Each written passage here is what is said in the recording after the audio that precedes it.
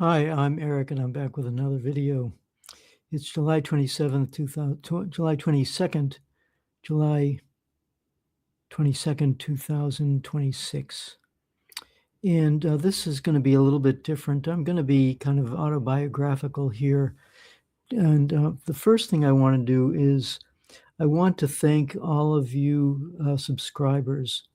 I don't have very many subscribers, but I get comments thanking me for my content, and I also have a few of you who have donated to my channel, and I deeply appreciate that. Um, I am basically retired. I do not have huge amounts of money, and I went to, I see some of these other creators who are, they're quite good, and they make an appeal and they say, please help me, get to Russia. And I'm sure they get several $1,000s, or they get some money for it. I got nothing, absolutely zero. It's all on my savings from my pension, my Social Security. So I really do appreciate those of you who do contribute, and I encourage those of you who are listening to consider contributing to my efforts monetarily. But you can also help by sharing and liking and commenting on my videos, both in Substack and also on YouTube, and also if they appear on Facebook. Those are the three places where you can usually see my videos. So that said, I want to explain, how I developed my worldview, because recently I had an interaction with a friend of mine who essentially said I was engaging in agitprop. Where do I get these crazy ideas that are just bothering people? And it's not like it's, there's a scene from the movie The Matrix, where Morpheus is talking with Neo, and he's explaining what the reality is, and Neo says, no, I don't believe it. And Morpheus says to him, I didn't say it would be easy, Neo, I just said it would be the truth. So let me explain how I arrived at my worldview. I've always had a sense of, maybe because my older cousin used to beat me up every day or harass me, that I felt an inherent sense of injustice or something. But in any case, my first, you could say, political awakening when I was 16 years old. We used to get the Sunday New York Times every week, and it's a huge, if you haven't seen, I don't know what it's like nowadays. I haven't seen it in decades, but it was, it was like, this, it was like this thick. It was like the equivalent of 2 or 3 phone books worth of newsprint. And the one that I read the most was the World of the News of the Week in Review. And this was 1966, 1964, 65, 66. Just before I went to the university. And I would read, and the discussion was all about Vietnam.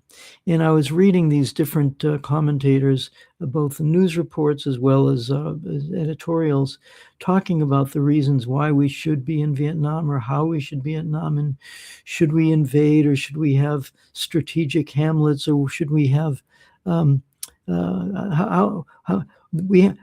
how can we talk ourselves into invading a country 6,000 miles away from California, and 12,000 miles away from where I was living on the East Coast? How can we convince ourselves to invade a country and kill several million people?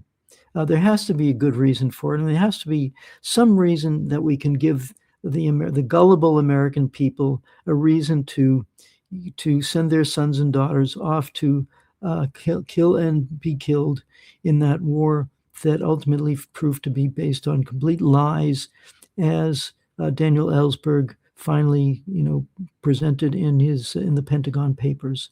But I didn't need the Pentagon Papers, because in just reading between the lines, you read what these people have to say, and you can kind of figure out that they're bullshitting you.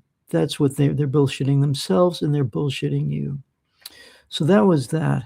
Then I go to the university, and the Vietnam War is really heating up. This is 1966, 1967.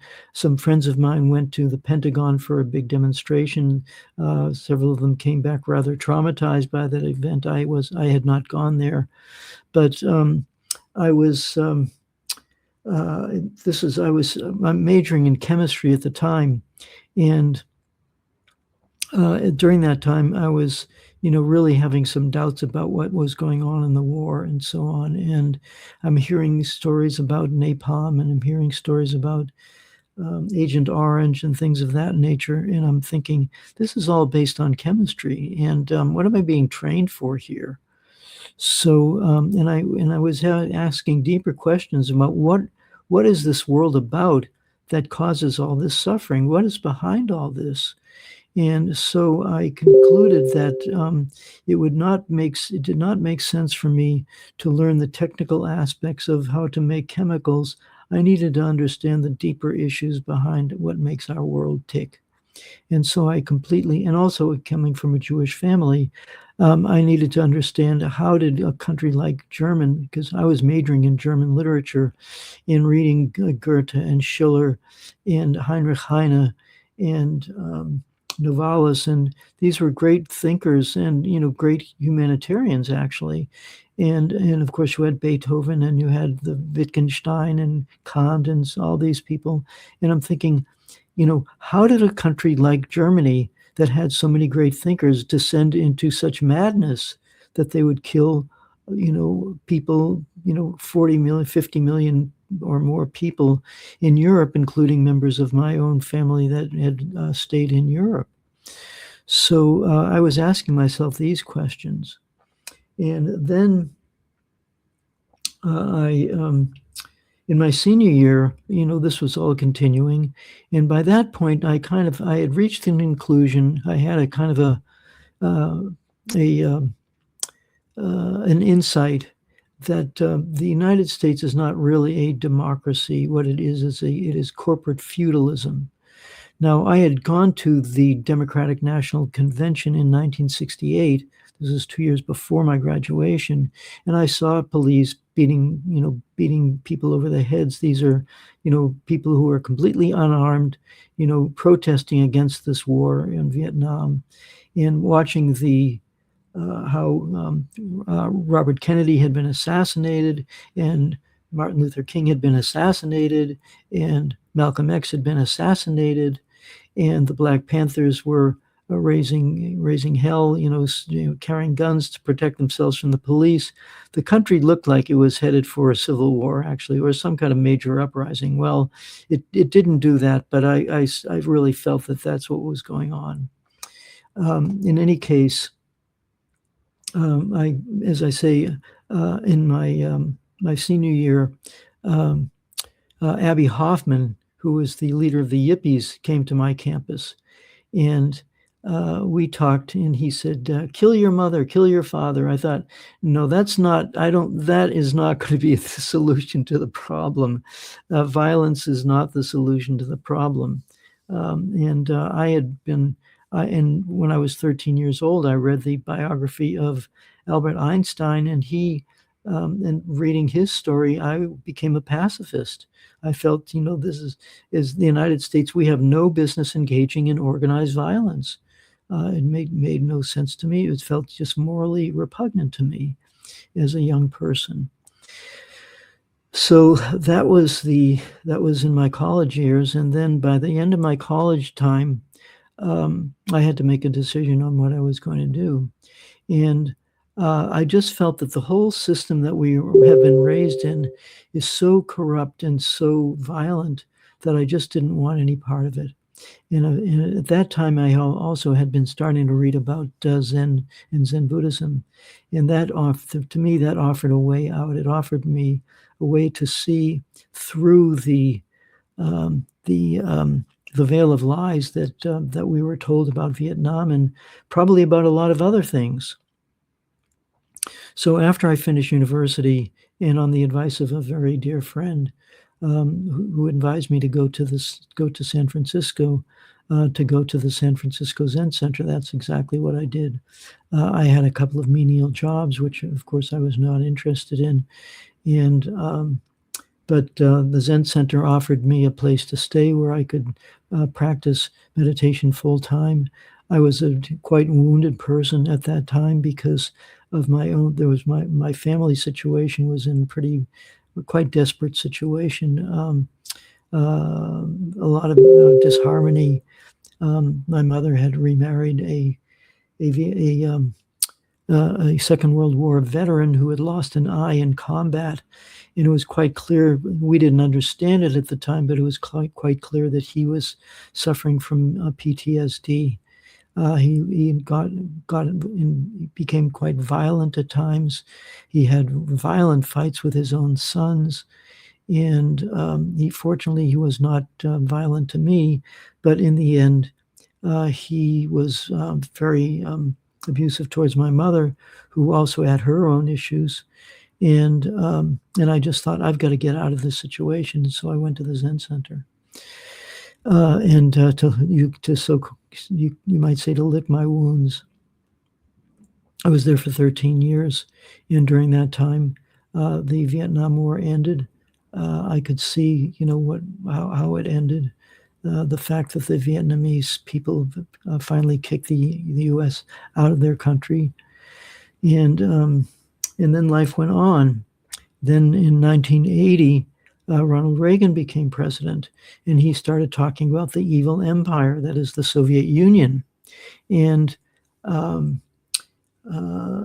I didn't know, at that time, we did not have access to real information about what the origins of this Cold War was about, or why Russia or why the Soviet Union used to be considered the evil empire.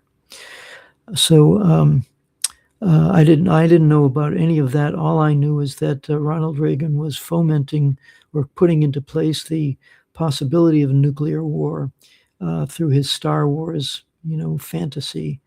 And meanwhile, the Zen teacher that I was studying under at that time had gone to the Soviet Union to engage in what we call citizen diplomacy, which I think was a very good thing to do. And he encouraged the students to have what he called a vigil for nuclear disarmament.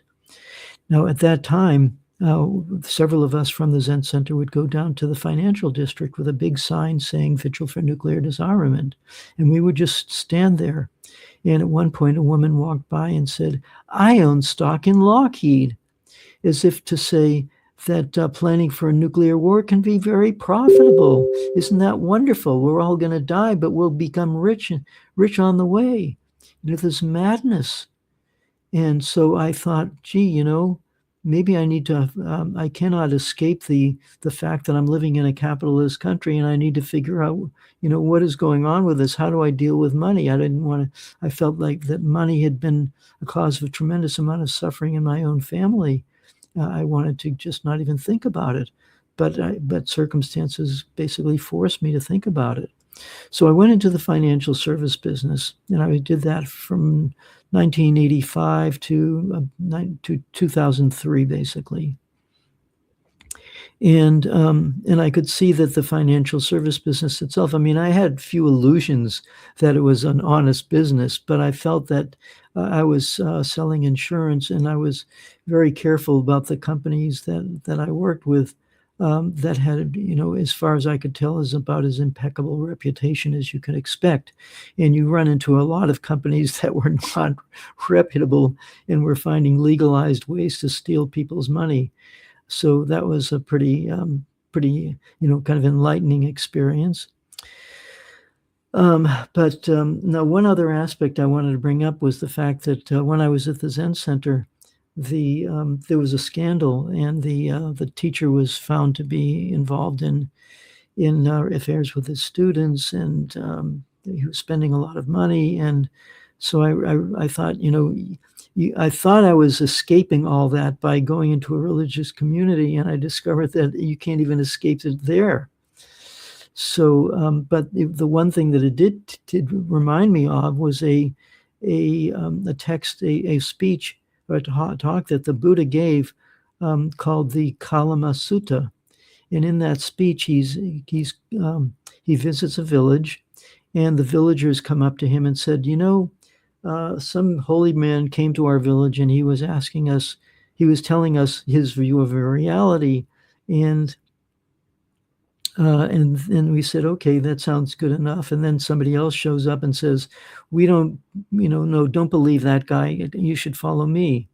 And then the Buddha shows up, and they say, we're confused. We've had these people coming to our village telling us what is reality. And, what do you say? And the Buddha said, do not believe what your authorities tell you, or what is written in your holy books, or what is rumored or assumed to be conventional wisdom. You must do your own research. Don't believe anything anybody says, regardless who they say they are. You have to do your reality checking. And I realized this was one of the most important statements that has been said in the last 2,500 years. So I took the bitter lesson of my experience with my first teacher, and have applied that in every situation since then. So after I left my first teacher, and I left the Zen Center and got involved in just being a normal person, just struggling to make a living, I wasn't terribly good at it, but I was good enough to survive and save enough money so that finally in 2004, I was watching what was going on in the U.S. political process. So I should back up, actually, because in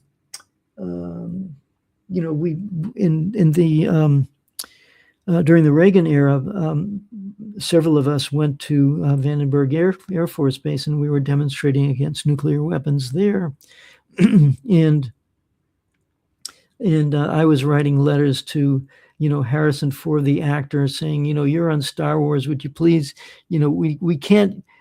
Reagan's idea of Star Wars is not a good idea. You're a famous actor. Would you please use your influence as a social influencer to do something about this? And I wrote to Gorbachev, and I wrote to Reagan, and I said, you guys, please work this stuff out, because this is just getting out of control.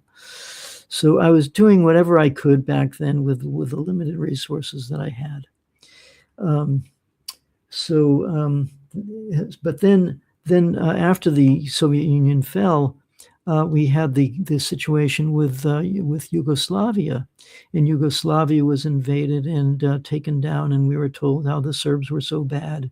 And at the time, I was listening to a radio station called KPFA, which is still around, and there was this was a true left-wing radio station. It was completely reader-supported, listener-supported. It didn't, to my knowledge, it didn't get any kind of funding from major foundations, aside from Democracy Now! The name of that person escapes me at the moment, but she still has a channel which is very popular, and sometimes she has good stuff, but she lets things pass. Some of the things she says are just absolutely not true. So the issue of Iraq came up, and we heard about the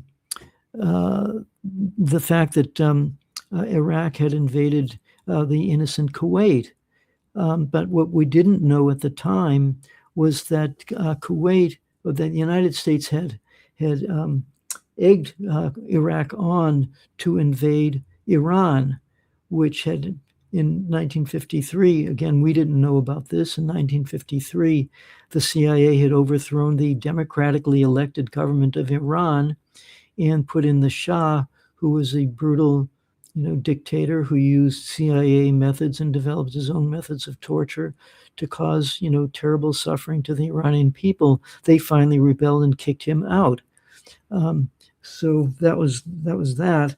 But the U.S. wasn't finished with Iran, because how dare Iran exercise sovereignty? We don't care if you've got a democracy. We're going to tell you how we're going to run your country. We're going to take your oil. That's what we're about. And how dare you think of anything else? And you look at what's going on in Iran now. It's the same war that's been going on against Iran since 1953. So, um, so Iraq was encouraged to invade Iran, and the United States and Germany and other countries were helping them with weapons of mass destruction, with poison gas, which was used on Iranian troops. There's a guy named Syed Marandi, who is a major Iranian commentator. He was gassed a couple of times. Fortunately, somehow he survived it. But we didn't know the circumstances surrounding this invasion of Kuwait. Now, and it turns out what happened was that Kuwait was drilling, was what we call slant drilling. So here's the border of Iraq and Kuwait, and Kuwait is drilling underneath the border into Saudi ground space, extracting their oil, and meanwhile, Iraq has to pay off its war debts. But how are they going to do that if somebody's stealing their oil? So, so Saddam Hussein went to April Glaspie, who was the ambassador to Iraq at that time, and said, this is what's going on, and how we can't put up with this. Iraq used to be part of us anyway until the British came in and split Kuwait off from us. So because the Europeans have been meddling in Arabs' affairs since the end of the First World War. So Saddam invades Kuwait, and everybody goes, "Oh, how dare Saddam invades Kuwait?" Even though April Glaspie had said, "It's really none of our business. We're not going to get involved." She lied through her teeth to him. She deliberately, under the George H.W. Bush administration, sucked Iraq into that war, and the American people were saying, "Well, do we really want to get involved in this? I mean, this is it's over there. What's this? Why is this our business?" And George H.W. Bush famously said, "They took the babies out of the incubator to let them die on the cold floor." It was a flat out lie, as we discovered later. The ambassador to Kuwait, a 15-year-old girl, was coached by, I think it was the PR firm called Hill and Knowlton, to give false testimony, slandered Iraq, which is Iraq, had its own problems, but they're not our problems. It's for the Iraqi people to work out. How dare we involve ourselves in other countries' business? But they've got oil, and we want their oil, and we want to control the world, and we want to control the world's oil. Anybody see any connection between what happened then and what's going on now? So Iraq was decimated, and then during the 1990s, Bill Clinton, the great humanitarian, the Democrat, was bombing Iraq on a practically a daily basis, blew up their water supply, blew up their electricity. 500,000 Iraqi children died of either starvation or disease. And when a journalist asked Madeleine Albright, is it really, is it worth it for 500,000 Iraqi children to be killed because of our personal beef with Iraq? Madeleine Albright said, disgustingly, "Well, this is a difficult question, but we think it's we, the arrogant, outrageous, immoral, genocidal country, the United States, says, yes, we think it's worth it. 500,000 children killed because of our policy based on lies." And then when I present information to a friend of mine talking about the origins of the Ukrainian war, this is called agitprop. People have been so inured to lies that they have lost the ability to exercise the teachings of the Kalama Sutta. Do not believe what your authorities tell you. So that is, this was a major, part of my development of my worldview. Now, in 1999, I read a book called The Unauthorized Biography of George Bush, George H.W. Bush, the father. And George H.W. Bush, it turns out, has a rather murky history, and as does his father, Prescott Bush. So here we are. It's before World War II, and Prescott Bush has a company called the Union Banking Corporation, and he's financing the Nazis. During World War II, he was doing business with the Nazis surreptitiously. IBM was doing business with the Nazis. Ford Motor and General Motors were doing business with the Nazis, profiting from it. And the Bush family was profiting from this stuff. So when I read this book, I thought, geez, we've got a serious problem here. This Bush family has ties to their collaborators with Nazis. And then we have the 2000 election. At the time, I was supporting Ralph Nader of the Green Party. And on the eve of the election, someone came to the Green Party headquarters. I was in Santa Rosa, California, and they asked me, what's your opinion of all this? I said, if Al Gore, the candidate at the time, the Democratic candidate at the time, becomes the president, we will be like the frog, just slowly boiling in the water, and we won't know what happened. But if George Bush becomes the president, we will get burned. And that's exactly what happened, because after he stole the election with his brother Jeb Bush, kicked tens of thousands of African Americans off of the voter rolls based on fraudulent, slanderous information, accusing many innocent African Americans of being former criminals and not being eligible to vote. That was a complete lie. Nobody went to prison for that. Total, atrocity on the U.S. voting system. And then there were questions about who won the election in Florida, and a bunch of Republican thugs went down to Broward County, I think it was named, and they disrupted the vote count. And when the issue came up before the Supreme Court, in an unsigned opinion, said, well, it would be unfair to the plaintiff, that is to George Bush, to allow this recount to go forward. So the Supreme Court, which was mostly Republicans, voted in an unsigned opinion to void a Democratic election in the United States. At that point, I just thought, we are in serious trouble. And what happened 9 months later? That was in November, December 2000, and then in September 11th, 2001, some planes fly into buildings. Now, let's remember that the Bush family had ties to the Nazis. How did the Nazis get to power? They used various, sneaky tactics to get Hitler to be the Chancellor of Germany, even though he only had 33% of the vote. And then shortly after he becomes the Chancellor, a major building gets burned down, and he blames it on the communists, and puts in place something called the Enabling Act, which destroyed civil liberties in Germany.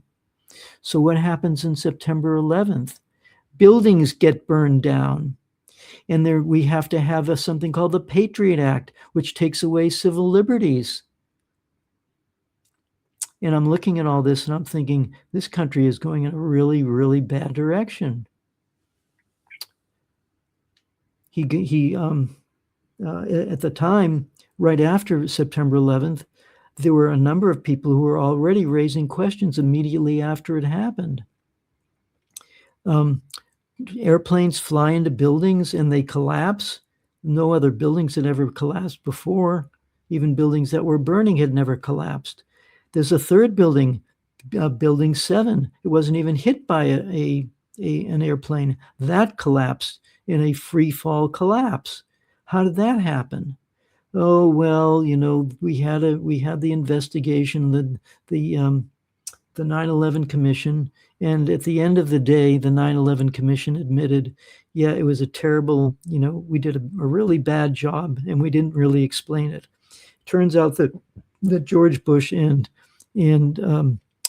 Dick Cheney, the vice president, were asked to testify before the 9/11 Commission, behind closed doors, not under oath, together, to explain their side of the story.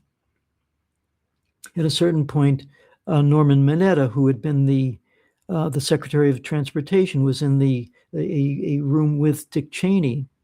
And Dick Cheney is confronted by a young man. He says, "Sir, some planes, they're coming closer." Dick Cheney says, "Okay." 10 minutes go by. "Sir, the planes are coming closer. What should we do?" Nothing. Dick Cheney is confronted with this young man again. "Sir, the planes are almost here." Dick Cheney whips around and says, "I told you, shut up. It's none of your business." And then, sure enough, the planes fly into the building. That was the Pentagon, I believe. People pointed out that the hole in the Pentagon was much smaller than the wingspan of a plane. It was a missile or something much smaller than a conventional airplane flew into the Pentagon. And all of these anomalies were left unexplained. They're just shoved under the rug. Oh, and by the way, on September 10th, Donald Rumsfeld gave a news conference, and he said, we have to tell you that $2.3 trillion is unaccounted for in the Pentagon budget, and we need to do some kind of audit for this. Well, it turns out that the Pentagon, the area of the Pentagon where the audit was going on was the area that was attacked by the plane, and the audit never got done. And here we are, and there's still, and I would mention that in congressional testimony, David Walker, who was the Comptroller General of the United States, said that the Department of Defense has a culture that hinders sound financial management and accountability. This is, I'm quoting because I remember this. It's very difficult to find this on the internet now, but I was able to track it down then. Because all this stuff, they wipe it clean. It's very difficult to find this stuff. But that was in 2004. That was in 2004, I believe. No,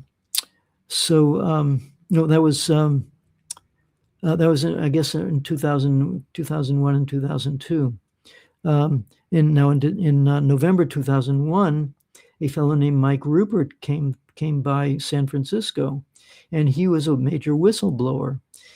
Turns out that he had been a police officer in the LA Police Department, and he saw drug dealing going on in the African American community, and the CIA was involved in it. We knew that during the Iran-Contra affair, that drugs were being brought into the United States, and the money is being used to buy weapons for the Contras. There's all kinds of just really outrageous scandals going on all over and over again, and they're not being taken care of. There's no accountability, or very, very little accountability. So I'm just watching all this stuff. And then in 2004, I'm just thinking, I really have doubts about whether the United States can survive, with this kind of activity going on. So Dennis Kucinich was running. Dennis Kucinich had taken the President Bush to court, to say that the war was illegal and shouldn't be prosecuted. And of course, he was shoved aside, so he ran for president in 2004. I was there. I was working on his campaign. I met him personally, and it was interesting that he came to Berkeley he came to the Bay Area, and first he gave a talk at a church, and he was introduced by 2 or 3 Buddhist meditation teachers. And then he came to Marin County, and afterwards, I went up to him afterwards, and I said, who are you anyway? And he says, I practice Agni Yoga. So Dennis Kucinich had been the mayor of Cleveland, and he basically stood up to the banks and the utility companies who wanted to privatize in order to soak the people of Cleveland. And he stood up to them. He refused to let that happen. And they drove Cleveland into bankruptcy and drove him out of office. But they were still able to keep the utilities public property. And years later, the people in Cleveland thanked him by electing him to Congress. So you see, sometimes doing the right thing pays off. But even in Congress, he was undermined over and over again. And finally, he was redistricted out. In other words, they split his district in a way that he couldn't possibly win the election. So he got kicked out of Congress. Legally, quasi legally, manipulating the system to do this. So that was what was going on in 2004. And at that point, I just thought, this isn't working. I'm just going to go to Thailand and meditate, because I still have issues of my own to work out, and there's nothing that I can do to help this country at this point. And shortly before I left, I had read the Analects of Confucius, the Chinese philosopher, and Confucius said, there are times when things are so out of control that the prudent person withdraws, conserves energy, and waits for conditions to change. So I thought, that's what I'm going to do. I cannot help this country. I need to just, I need to clear out my own spiritual issues. So I spent a lot of time in temples meditating, and I spent some degree of time, on politics. I was watching how Obama, in 2008, for example, the election between Obama and John McCain. And John McCain said, you are so irresponsible, you just want to attack Pakistan. And Obama shot back, you're the one who was talking about bomb Iran. This is 2008. John McCain is talking about bomb Iran. Well, they finally got their wish, and they're bombing Iran. And how's that working out for us, huh, folks? But Obama said, before we bomb Pakistan, we would exercise every possible diplomatic effort before we would do something like that. And whenever the U.S. government says, we'll exhaust every possible diplomatic effort, what they're saying is, we will fake diplomacy as a way to make an excuse for bombing, which is exactly what Trump is doing now. He insists, they want to negotiate with us, but if they don't, we're going to bomb them. Well, you attack them while you were negotiating with them, and then you wonder why they have a problem. The kind of mentality of the psychology of the people who are running our country is really, it appears to be mentally unbalanced, to be charitable. So here we are, and I'll mention, backing up, in 2013, it came to my attention that there was something going on in Ukraine, and this seemed apparently below the radar because most people didn't know about this. But there was a website called The Saker, and this guy, his name was Andrei Raevsky. He had been an anti-Soviet Union person, a strong anti-Soviet Union person, and he got a job working with some NATO-related intelligence agency. And he discovered while he was there that the real agenda here was to take down Russia. It's not about the Soviet Union. It's about how do we destroy Russia? How do we get control of its resources?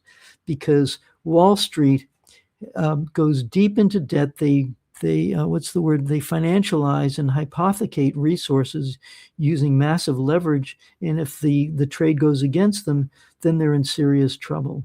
So they're always on the lookout for collateral. They went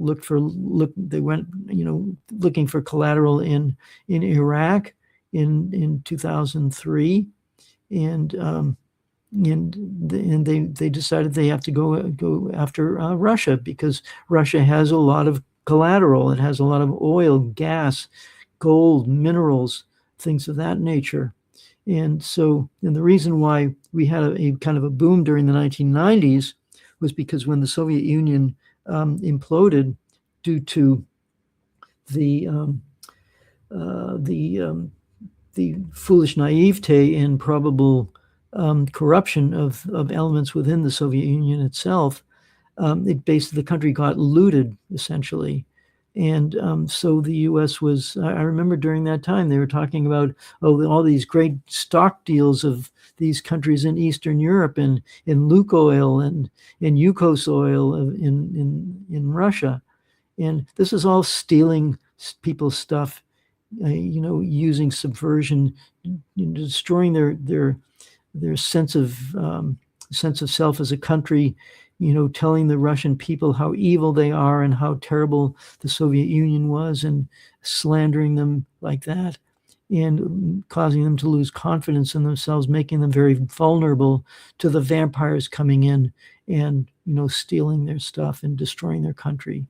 And then, of course, the CIA, after the Soviet Union fell, they were sponsoring terrorists in Chechnya, which is a province of the Russian Federation, and it took several years for Russia to stamp that out. So you see, this is the pattern that's been going on for decades and decades. So in 2013, I'm looking at what's going on there, and in 2014, I hear a call by Victoria Nuland talking with the ambassador, and she's saying, we don't want to allow the openly fascist guy to get control of the government, because it just won't look good. So we got to choose this other guy who has the experience, and we can, he can be our puppet. And so they stage a coup, and who do they use? They use the grandchildren and the great-grandchildren of Nazi collaborators who had killed tens of thousands or even over 100,000 people in Ukraine, primarily Western Ukraine, during World War II. And they were collaborating with the Nazis, and their atrocities were so bad that even the Wehrmacht, the German Wehrmacht, was having a hard time watching what was going on. That's how bad they were. And these are the same people who are actually running the country right now. And why don't you know about this stuff? It's because the major media doesn't bring this to your attention. So it's all, it should be, it's to me, it's like I kind of understand the way things are. It's obviously not pleasant. It's very difficult to accept this, but this is what the reality is. But it's so horrific that most Americans simply deny it. They're like the Germans in the 1930s and 1940s. We didn't know. We didn't know about the death camps. We didn't know about that. And, what can we do about it? We're just living our lives. Everything's fine. Or we have to work 3 jobs. We can't really deal with our families. We can't. We're barely scraping by. We have no ability to do social, work to improve our society. But FIFA, the World Cup or the Super Bowl, that's our real priority. That's what we really need to put our energy into, not the fact that we've got, a million homeless people on the street. We've got, a military budget that equals more than double the combined Russian and Chinese military budgets, more than double their budgets. It's all a huge grift, and people simply are asleep. They put up with it, and I watch this, and at a certain point, here I am in Chiang Mai, and people said, Eric, you seem to know something about meditation. Why don't you do some workshops on it? And other people said, Eric, you know a lot about geopolitics. You should do something about this. So somebody gave me this microphone here. He said, Eric, you need to be making videos and explaining these things to people. So that is how I got here. And I did not pay for this. This was a gift to me, this microphone. So I will just conclude here. I really appreciate the fact that a number of you do support my work, and certainly I have a number of free subscribers, and I'll never ask, I'll never have a paywall or anything like that. I just there's a basic principle that truth is priceless, and we just simply cannot put a price tag on it. But it's also true that this does cost me money. I mean, I'm recording this on StreamYard. StreamYard costs something like $700 a year to use this particular recording platform. And do you think I get $700 in donations? No, nowhere near $700. So, it would be really helpful if you could make some donations to my channel and help me to get this information out, because there are very few people who actually go to Russia and talk with actual Russian people. There's almost nobody. I don't know of a single person who, in my position, who's actually talking with people inside Ukraine now, who are telling us what is actually going on there. The fact that there is major opposition, because most of the people did not understand what happened in 2014, and now they realize that they're fighting not for the territorial integrity of Ukraine against Russia. They're fighting for BlackRock's ability to steal Ukraine's resources. That's what the war is about. And who is telling you this? So, please, support my channel and pass on this information. And don't be afraid when you present information, or the information that I provide.